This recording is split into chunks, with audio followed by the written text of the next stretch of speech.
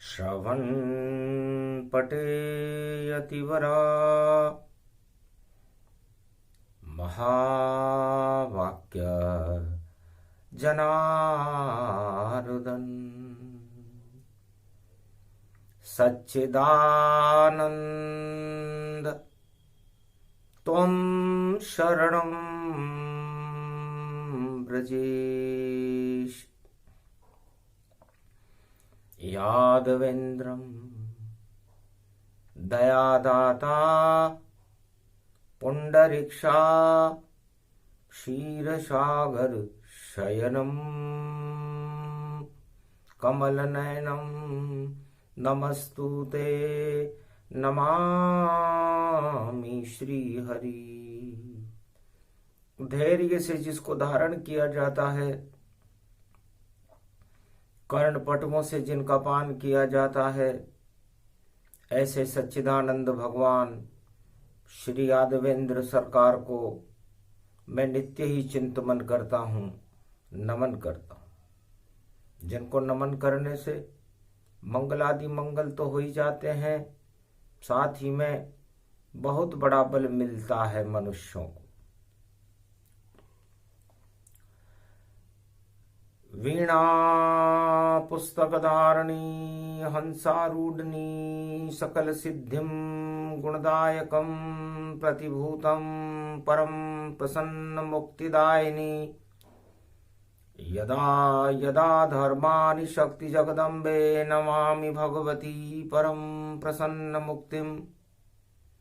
ज्ञान चक्षु जिह्वा निवासो सदादयम् दधि अक्षर तारणी सरस्वती अंबिका अंबिका भगवती भयहारिणी शोक निवारणी दोष निवारणी रोगादि भय विनाशिनी जगदम्बे नमामयम्। भगवती जगदम्बा माँ वाणी ब्रह्माणी सरस्वती, मैं आपकी उपासना करता हूँ, आराधना करता हूँ। आप हंस पर आरूढ़ होती हो, चार हाथ हैं आपके, एक में पुस्तक, एक में वीणा, एक में अनेकानेक आभूषित, एक में माला और एक में कमंडल लेकर के अपने भक्तों को तुम ज्ञान देती हो, शक्ति देती हो, भक्ति और वैराग्य देती हो, धन धान्य और अन्न की वृद्धि करती हो। हे मां, मैं आपकी उपासना करता हूं।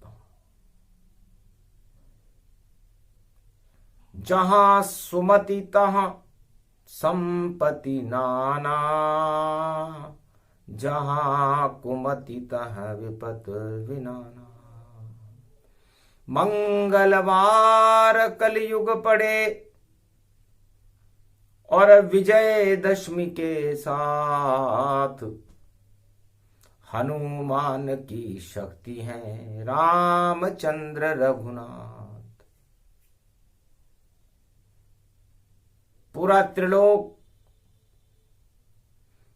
त्रिलोक की शक्तियां और पूरे त्रिलोक का परमात्मा एक है, ईश्वर एक है, आत्माएं अनेक है। तो अनेक आत्माओं का उस एक परमात्मा से मिलना योग कहलाता है। और ये योग शुभ कर्म के फल से प्रकट होता है। अशुभ कर्म उस आत्मा को परमात्मा से अलग कर देते हैं और शुभ कर्म उस आत्मा को परमात्मा से मिला देते हैं। आत्मा को परमात्मा से मिलाने का काम चारों युग में हनुमान करते हैं। हनुमान जी की कृपा के बिना कोई भी आत्मा परमात्मा से मिल नहीं सकती। हनुमान मंगल भवन अमंगल हारी, द्रवहु सुदशरथ अजिर बिहारी। आत्मा का मंगल जब होता है जब उसके अमंगल नष्ट हो जाएं, और जब अमंगल नष्ट हो जाते हैं तो परमात्मा की कृपा होने के बाद परमात्मा में विलीन हो जाती है वो आत्मा। पंचमहाभूत अजर अमर अविनाशी चराचरों में अतुलित है, चारों युग में प्रताप तुम्हारा, अंजनी सुत अतुलित बल है। अतुलित बल धाम, जहां सारे धामों की शक्तियां, जिनके अंदर शक्तिमान रहती है, प्रकाशित रहती है, वह शक्ति है हनुमान। ओम होम मरकट बदन पर्यात मात्रा कपियंत अंजनी सुता रामदूतम महाबलाढ्य रूपम अमृत काले घोर संकटम महापवन पुत्र पवन वेगम प्रगट्टम हवियम। परमात्मा सर्वशक्तिमान है और आत्मा उस परमात्मा का बिंदु है। भगवान शंकर उमा जी से कहते हैं, हे उमा, सबहि नचावत राम गुसाई, उमा कहे मरकट की नाई। त्रिलोक की समस्त आत्माओं को सर्वशक्तिमान परमात्मा मरकट बनकर नचाते रहते हैं। मरकट का मतलब बंदर से है।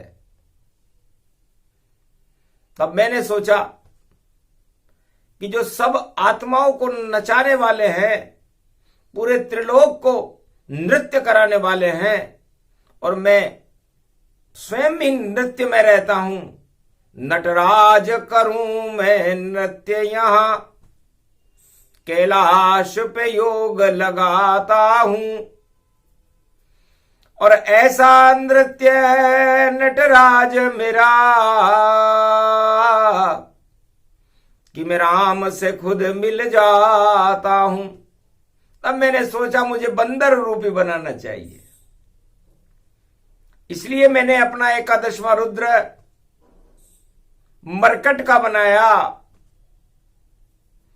और उस मरकट बनकर मैं हर आत्मा के अंदर प्रकाशमान रहता हूं। क्योंकि सब आत्माओं को परमात्मा नचाते हैं, तो मैंने सोचा जैसे नचा में राम गुसाई, और मैं वैसे नाचू मरकट की नाई। तो एकादशी आज प्रारंभ होगी, और 1 फरवरी को जया एकादशी होगी। तो जय किसकी होनी चाहिए?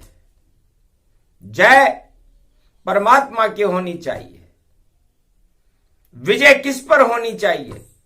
10 इंद्रियों पर जब हर आत्मा विजय श्री प्राप्त कर लेती है, नियंत्रण स्थापित कर लेती है, तब उसकी जय जयकार होने लगती है और वो परमात्मा में विलीन हो जाता है। हमारा मन जो है ये माया है, और ये मन त्रिलोक में कहीं भी विचरण कर सकता है। इस पंच तत्व की देह में ये मन रूपी चंद्रमा जो चंचल है, 10 इंद्रियों के भोगों में फंस जाता है। तब 84 लाख योनियां उस आत्मा को भोगनी पड़ती है। और यदि ये मन चंद्रमा के ऊपर राहु और केतु होते हैं, ये भोग और भगवान की छाया को राहु केतु कहते हैं। राहु अमृत पान करना चाहता है, भोग करना चाहता है, और केतु हर वस्तु का त्याग करना चाहता है। तो राहु केतु के बंधन से जब मुक्त चंद्रमा होता है, तब जीवन मुक्त होती है आत्मा और परम स्वतंत्र मय होता है। तो जब ये मन संसार की समस्त भोगों से अपने आप को अलग कर लेता है, 10 इंद्रियों को भोगों से अपने आप को अलग कर लेता है, तो परमात्मा में विलीन हो जाता है। इसे योग कहते हैं। तो ये ही योग जब मैंने लगाया और एकादशवां रुद्र बनाया और मरकट बन गया मैं तत्काला, अंजनी सुत बन गया मैं लाला। अंजनी का पुत्र बन गया, केसरी का नंदन बन गया और मरकट बन गया। मरकट का मतलब बंदर, मर का मतलब इस मृत्युलोक में मरना है, और जितने भी इस मृत्युलोक के भोग हैं उनको काटना है, उसे मरकट कहते हैं।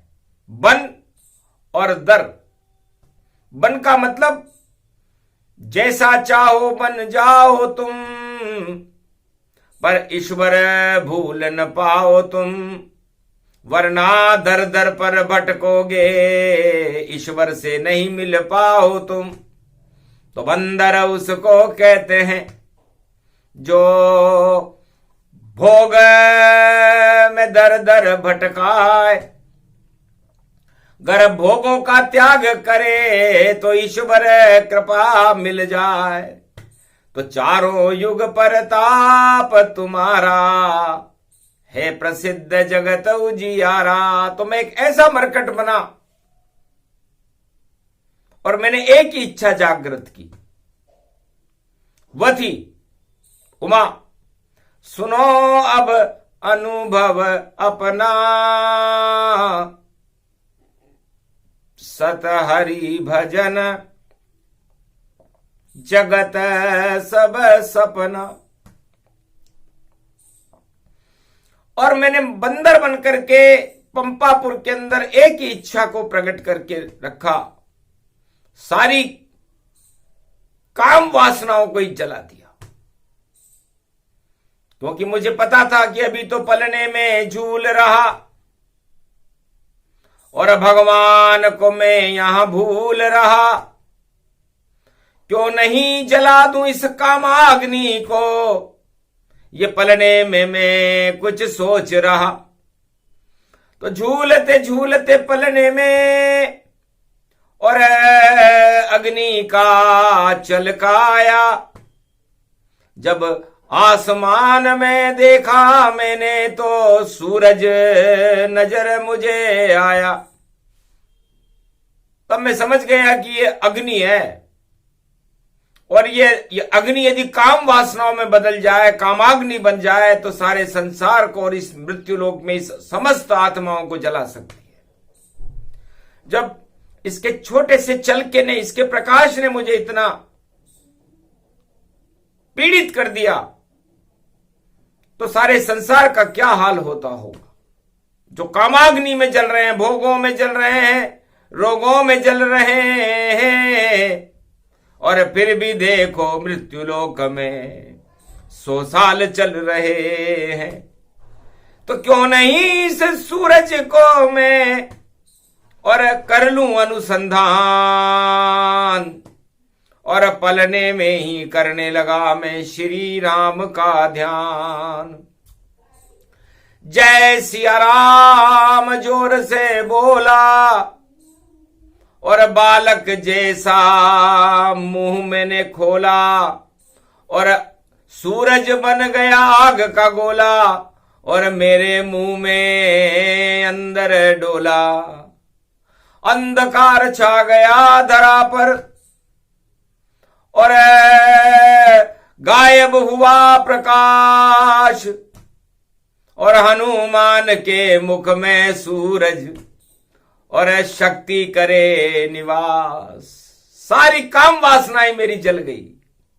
बस इतना ही करना था मुझको, और राम जागृत करना था, और इतनी प्रबल आत्मा थी मेरी, मुझे उसमें सूर्य का प्रकाश यहां भरना था। तो भर गया मेरी आत्मा में, और देखो सूर्य प्रकाश छोड़ दिया सूरज को मैंने और शक्ति मेरे पास।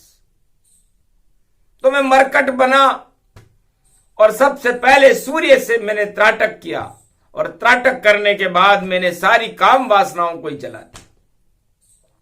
ब्रह्मचारी बन गया मैं बालक और अंजनी केशरी नंदन कुल पालक और शक्ति राम की मिल गई और हो गया दिव्य प्रकाश और कैलाशपति कैलाश छोड़ दी और पंपापुर किया प्रवास। तो बानर बन गयो कैलाशपति और पंपापुर में घूम रहो और एक ही इच्छा थी मेरी मैं राम चरण में झूल रहो। राम चरण और राम शरण और राम कृपा मिल जाए, बस एक ही इच्छा थी मेरी कि दर्श राम हो जाए। एक ही इच्छा रखी मैंने, क्योंकि ईश्वर एक है और आखिर इच्छा पूरी करने और नारायण खुद आए यहां और अवध में जन्म हो गया राम का और दर्शन मैंने पाए वहां। अवध के राजमहल में और एक वृक्ष की डाल और उस पर बैठ कर देखा मैंने राम का रूप विशाल। बालक राम हंसे तत्काला, अरे धन्य धन्य तुम अंजनी लाला। अरे दर्शन मेरे सबसे पहले और करे यहां हनुमान, जिसके पास नहीं है कोई और किसी गुरु का ज्ञान। तीव्र बुद्धि इस वानर की और इच्छा इसकी राम, यही मेरे काम आएगा नाम इसका हनुमान। बस एक बंदर ही काफी है। यदि मैं 1 अरब आत्माओं को जो भारत में थी उस समय मरकट बना करना चाहता तो आनंद नहीं आता, तो सारी आत्माओं की शक्ति और बने हुए हनुमान और वानर रूप हनुमान है और राम रूप भगवान। अब ये प्रसंग बहुत गोपनीय है, संसार के ब्रह्मवेताओं की समझ से बाहर है, क्योंकि 4 वेद 6 शास्त्र 18 पुराण रामचरित्र मानस में इस अनुभव को किसी ने भी नहीं बताया।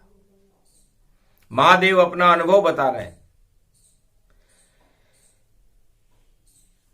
कि यदि हर मनुष्य और हर आत्मा इस मृत्युलोक में अपनी एक ही इच्छा रखे कि मैं यहां आ तो गया, अब यहां करूंगा क्या, तो राम नाम जपते रहो, यही तुम्हारा काम। एक दिन ऐसा आएगा मिल जाएंगे राम। यदि जन्मते ही वह आत्मा ये सोच ले कि मैं यहां पर राम से मिलने के लिए आया हूं और राम से मिलकर ही वापस राम में चला जाऊंगा, इसे राम अनुभूति कहते हैं। ये योग है और इस योग को कैलाश पर भगवान शंकर लगाते हैं। 1.25 लाख की लगे रे समाधि और भोला राम का आदि है और आदि सनातन शक्ति राम की और बाकी सब बर्बादी है। तो राम को ध्यान करे रे यो बोले और उसमें रमण शिव करते हैं। इस कारण अजर अमर भोले कभी नहीं यहां मरते हैं। ये मृत्युलोक है और ये कैलाश भी मृत्युलोक में है, लेकिन भगवान शंकर और भगवान हनुमान जी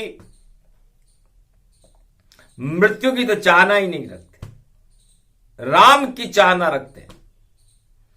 1.25 अरब वर्ष, 1.25 लाख वर्ष एक ही मुद्रा में जो राम का ध्यान करे, ऐसा हमने त्रिलोक में कोई योगी नहीं देखा। भोगी तो अरबों देखे हैं, भोग भोग मर जाते हैं। कोई सत्ता चाहे, कोई पुत्र चाहे, कोई स्त्री पे लुट जाते हैं। कोई इस जगत में लुटते देखे सब, और कोई नजर हमें नहीं आते हैं। बस योगी योगी एक ही है, वह शिव योग तन योग लगाते हैं। योगी तो हमने एक ही देखा, और उसका योग संसार का कल्याण करने के लिए, अपना कल्याण भगवान शंकर ने कभी नहीं किया। गंगा भी जरे जिसकी जटा से, उस गंगा में सब तिर जाते हैं। कोई भी पापी गंगा स्नान करे तो पाप उसके हट जाते हैं। मुख से बोले शंकर राम राम, वह अमृत पान कराते हैं। और जिसके रोम रोम में राम बसे, वह अजर अमर कहलाते हैं। मृत्यु उनके समीप और कभी जात नहीं पाए। राम की शक्ति से अमर हो गए, वह शिव कैलाश कहा है। वह शिव जी हैं, वो कैलाशपति हैं। केले के समान है। केले के अंदर जो मक्खन रहता है, उसमें बीज भी नहीं रहता, उसमें निर्बीज है, एक ही बीज है, वो राम बीज मंत्र है। ओम श्री राम रामाय मनोरमाय सहस्त्र नाम तत्वातुल्य राम नाम वरानने। जो राम को ही नमन करते हैं, राम का ही वर्णन करते हैं, राम का ही अनुसंधान करते हैं, और राम में ही अपना जीवन रखते हैं, और राम ही खान है, राम ही पान है, राम ही जान है, राम ही ज्ञान है, राम भगवान है, राम ही राम है, तो सब कुछ माने राम को और कोई नहीं मान। ऐसी शक्ति शिव भोले भंडारी, और बने यहां भगवान। वह शिव जी भगवान है और राम उनकी प्राण है। और उसके बाद जब एक सबई नचावत राम गुसाई, उमा कहे मरकट की नाई, तो जब मुझे नारद जी का श्राप लगा, क्योंकि मैंने नारद का चेहरा बंदर जैसा बना दिया था, तब नारद जी ने कहा था कि बंदर मदद करेंगे तुम्हारी, और ये छवि काम आवे रघु सारी। हे रघुनाथ जी, अब ये बंदर ही आपकी मदद करेंगे। ये बात शिव जी ने कैलाश पर सुन ली थी, और उन्होंने 11वां रुद्र अपना बना करके, और मंगलवार के दिन बनाया था, माघ के महीने में बनाया था। भगवान विष्णु का महीना होता है माघ का महीना, और आज विजयदशमी है, तो उन्होंने 10 दिशाओं में विजय प्राप्त करने के लिए, राम की विजय करवाने के लिए, भगवान शंकर ने दशारण को ही समाप्त करने के लिए, जो 10 दिशाओं में सक्रिय था, रावण 10 इंद्री को जानो, और भोग भोग इसको ही मानो, पंच तत्व ये लंका सारी, और झर झर झर झर जल जाए सारी। भोगों में ये लंका जल जाती है, और भगवान से ये लंका अमर हो जाती है।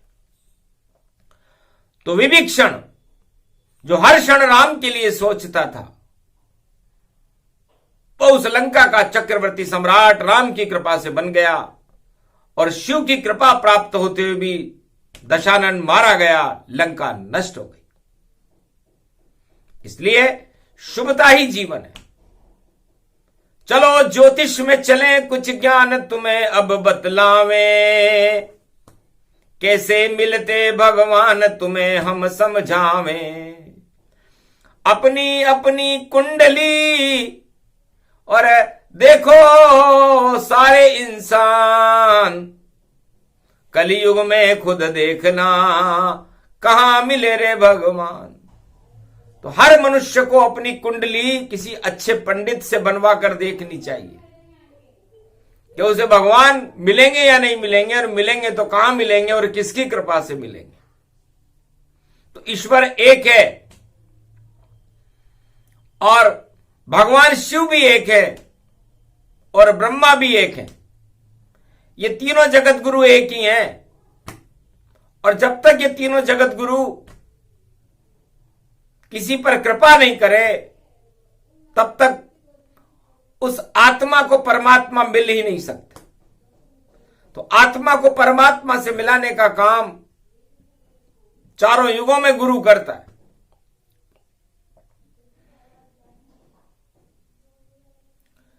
गुरु जब कृपाल हो तो पल में निहाल करे।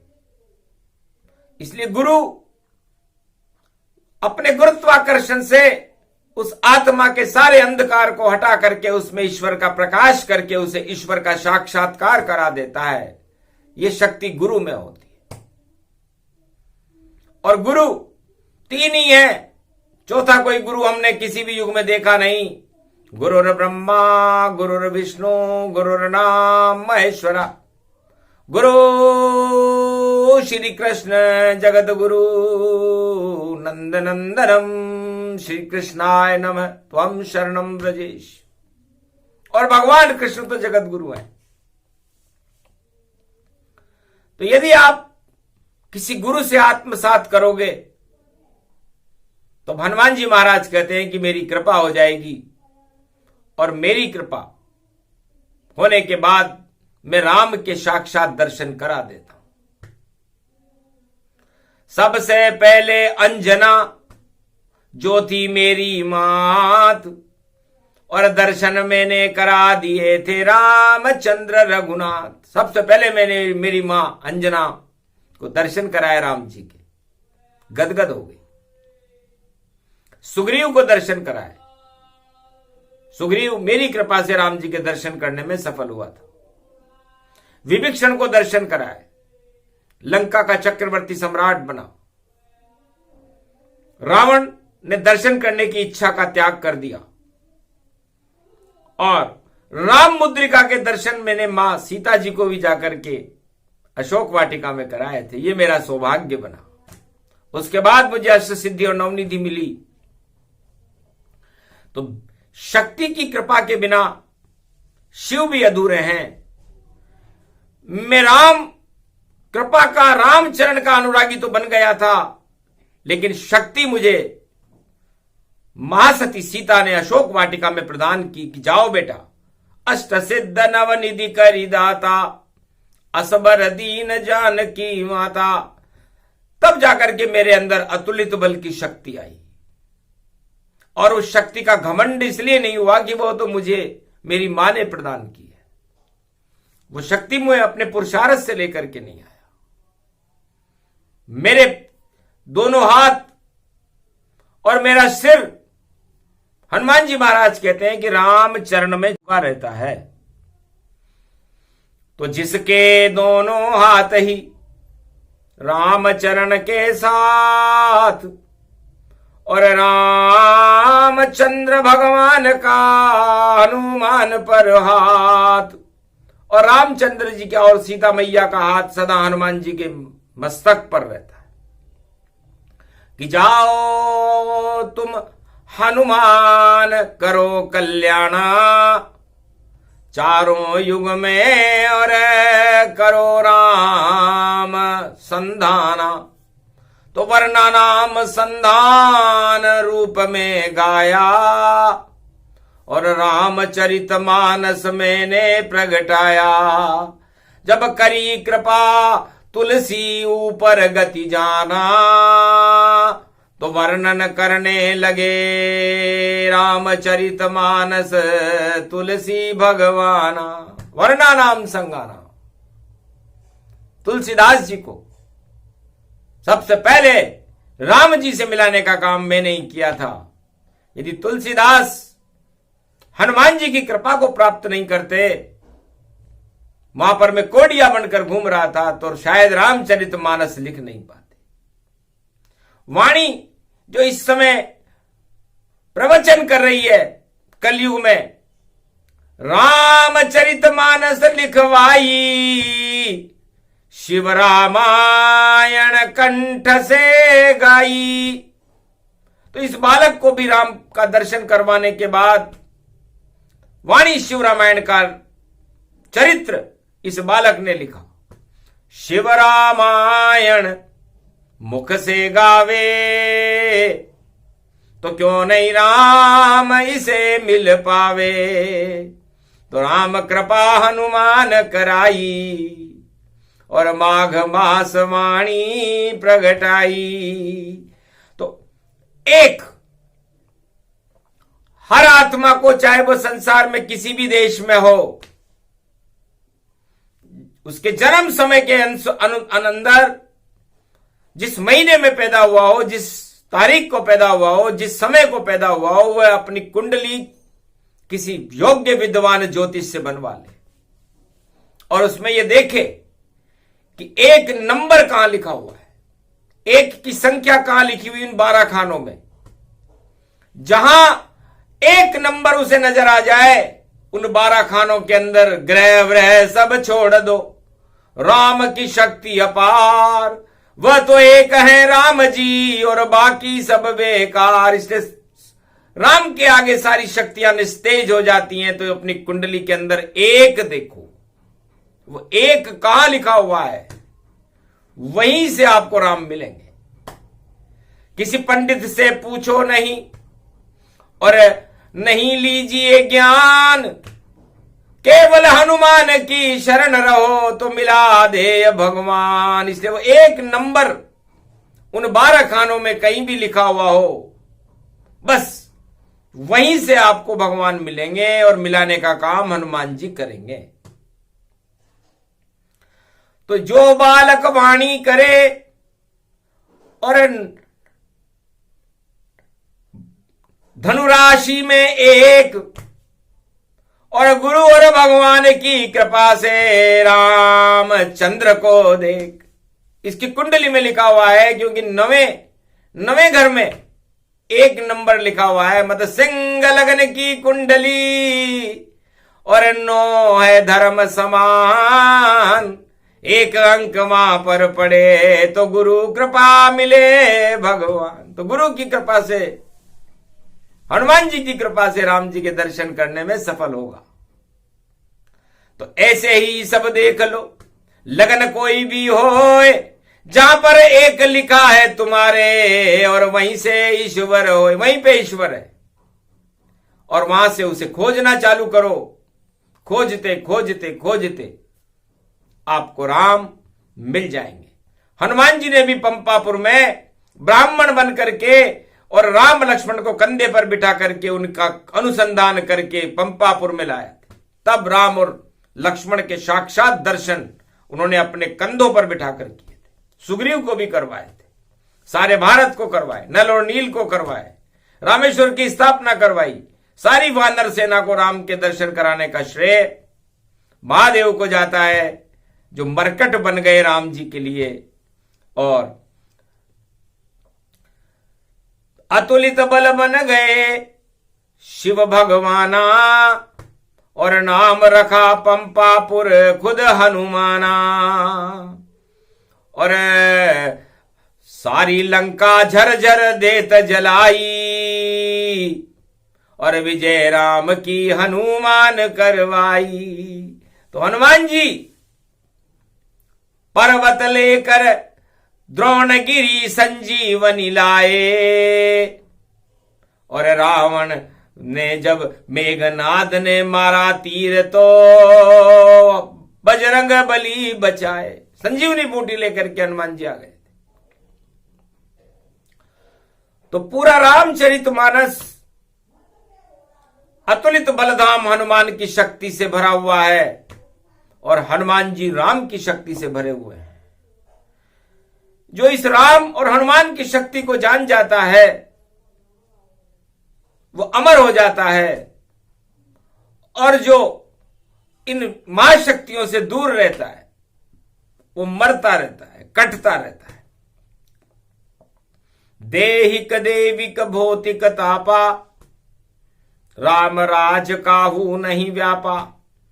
इससे हर आत्मा के अंदर राम राज्य होना चाहिए।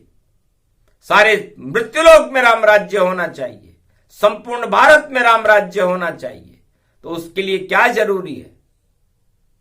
मंदिर नहीं जरूरी कोई, नहीं कोई सक्षम सरकार।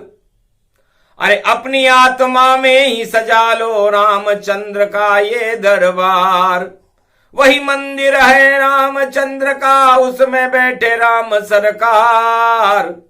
हनुमान की कृपा होएगी और शक्ति मिल जाए तुम्हें अपार।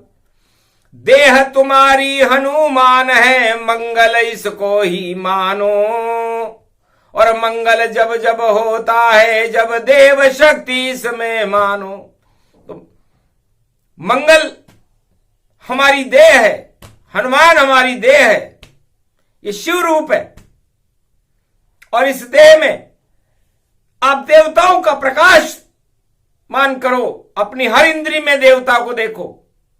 तो देहिक का मतलब ये देह, और देविक का मतलब 33 करोड़ देवताओं की प्राण प्रतिष्ठा इस पंच तत्व के शरीर में स्थापित करो। और भौतिक वस्तुओं से दूर रहो। भौतिक वस्तुएं भोगों को कहते हैं।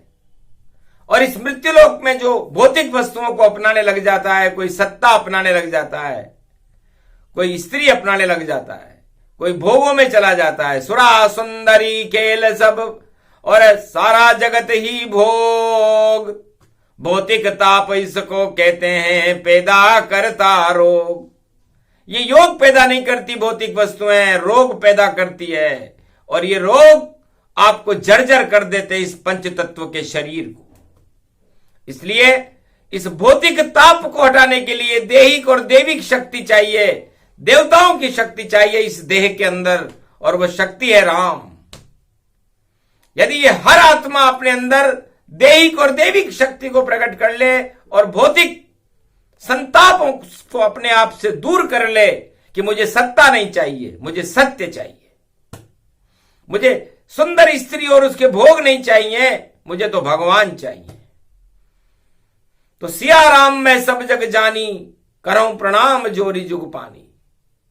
तो समझ लो, फिर राम राज्य आपकी आत्मा में स्थापित हो गया। और वो राम राज्य आपको परमात्मा से मिला देगा। बाकी मंदिर में कुछ भी नहीं, मंदिर मंदिर जान। और किसी मंदिर में नहीं रहते हैं रामचंद्र भगवान। राम किसी मंदिर के बंधन में नहीं बंधते, वो तो सर्वत्र व्याप्त है। राम को आप छोटा नहीं कर सकते कि आप उसे किसी मंदिर में बिठा लो, किसी गुरुद्वारे में बिठा लो, किसी चर्च गिरजाघर में बिठा लो। वो तो सर्वत्र आत्माओं में सदा विराजमान रहता है, इसलिए उसे वहां से जाने मत दो। घर नहीं जावे राम आत्मा से, तो शक्ति तुम्हें मिल जावेगी और कृपा मिलेगी बेशुमार, और भक्ति तुम्हें मिल जावेगी। जब कृपा होएगी राम कृपा, हनुमान जी तुम्हें दिलावेंगे। और 10 इंद्रियों पर विजय प्राप्त कर लो, इनमें हम सब भगवान बिठाएंगे। इन 10 इंद्रियों के भोगों में यदि आत्मा फंस जाए तो 84 लाख योनियों में भटकना पड़ता है। और यदि 10 इंद्रियों में आप भगवान ही बिठा लोगे, आत्मा में भगवान बिठा लोगे, मन में भगवान बिठा लोगे, रोम रोम में भगवान बिठा लोगे, तो आप शिव रूप हो जाओगे, फिर शव नहीं बनोगे। गहरा ज्ञान गहरी है चाल, और गहरा राम का रूप। और एक ही राम जी पूरे त्रिलोक में, और एक ही उनका रूप। वो एकता सिखाते हैं, अनेकता नहीं। इससे सारी आत्माओं को एकजुट होकर के उस राम से जुड़ना चाहिए, उसे योग कहते हैं। और भगवान शिव कैलाश पर अनादिकाल से ये योग जागृत करके बैठे हुए हैं। और जो इस योग को सीख जाता है, योग और योगा में अंतर है, उसमें आ की मात्रा लग गई। वो योगा योग नहीं है। योगा भोगा रोगा जोगा डोगा पोगा पोगा पोगा। और इसमें इसे लगाओगे भैया तो मृत्युलोक में कुछ नहीं होगा। यदि आपने योगा लगा लिया तो आप कुछ नहीं कर सकोगे, क्योंकि योगा कोई चीज वस्तु होती नहीं है। लेकिन कल युग में योगा बड़ा, छोटा योग ही जान, पर योगा से कुछ नहीं होता है, बोले शिव भगवान। इसलिए योगा नहीं, योग लगाओ। योग का मतलब जोड़, जोड़ का मतलब जुड़ना। किससे जुड़ना? सत्ता से नहीं, किसी सन्यासी से नहीं, किसी भोग से नहीं, किसी स्त्री से नहीं, किसी धन से नहीं, किसी मृत्युलोक से नहीं, परमात्मा से जुड़ना। तो आत्मा को परमात्मा से जुड़ना, इसे योग कहते हैं। इसे कोई संसार में सिखा ही नहीं रहा। शारीरिक क्रियाएं बाकी सब, ये तो शरीर की क्रिया बने, इससे भगवान नहीं मिलते जब तक योग आत्मा का परमात्मा से नहीं लगे, जब तक नहीं चढ़े रे सुषमना और सहस्त्रसार चक्र चल पाए, जब तक नाभि कमल में अणहद नाद जागृत नहीं हो पाए। नहीं मिलते भगवान किसी को जब तक कलम कमल नहीं खिल पाए। और नव दुर्गा की नव शक्ति है कमल पंखुरी में खिल जाए। इस नाभि कमल में जब तक इन नव शक्ति, नव दुर्गा की शक्ति की पंखुरियां नहीं खिले, तब तक भगवान के दर्शन कोई नहीं कर सकता। भगवान खुद शिव जी के दर्शन करते हैं शेष शैया पर।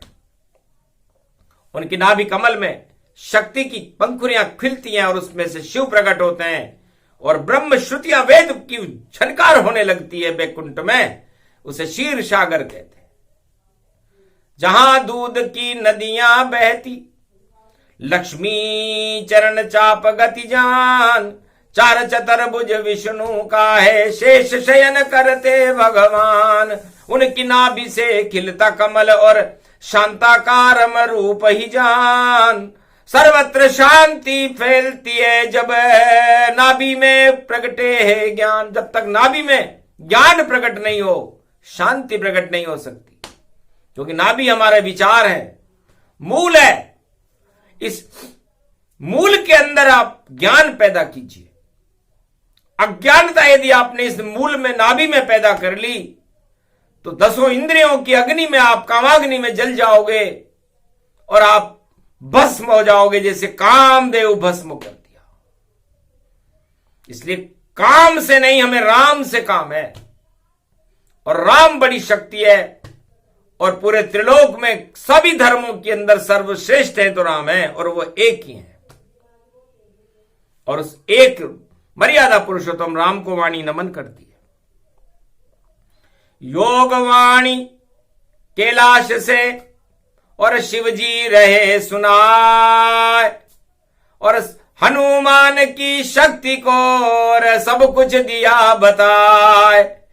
कैसे शिव हनुमान बने और कैसे कृपा हुई राम, रामायण इसको कहे बोले शिव भगवान। तो सोचो समझो और करो, छोड़ो सारे भोग, योग लगा लो राम से तो अमर रूप संजोग। इसलिए योग कोई मनुष्य नहीं लगवा सकता, योग तो अपने आप लगता है। देह, ध्याता और ध्यान जब एकाकार हो जाते हैं, एक ही दिशा में चलने लग जाते हैं, तो उसे योग कहते हैं। और वह योग हनुमान जी की कृपा से प्रकट होता है और हनुमान जी की कृपा से वह योग राम से मिला देता है। इसलिए आप सारे भारतवासियों इस योग को सीखो, योगा को नहीं। योगा भोगा सब अलग तलग और कभी न ईश्वर पावेगा। योगा से ईश्वर कहां मिले ये कौन यहां समझावेगा। तो गलत रास्ते नहीं चलो, सीधे सीधे चाल, सदमार्ग पर चलोगे तो देखो राम विशाल। राम का तो विराट स्वरूप है, विशाल स्वरूप है। उनकी हर इच्छा ही लोक कल्याण के लिए होती है, उनकी तो मर्यादा पुरुषोत्तम राम है, जिन्होंने भारत में राम राज्य की स्थापना 36,000 वर्ष तक की। सोचो कितनी बुद्धि, कितना ज्ञान और कितनी शक्ति ताय। और देखो राम कृपा हमें और कलयुग में मिल जाए। हनुमान जी ने आज हमें राम कृपा दिलवाई, और ये राम कृपा संपूर्ण भारत के अंदर सभी सवा अरब आत्माओं में प्रकाशमान रहे, क्योंकि राम ही अजर अमर अविनाशी हैं। बाकी संसार की सारी शक्तियां और सारे राजा निस्तेज हैं, तो निस्तेज के पीछे भागने से क्या फायदा।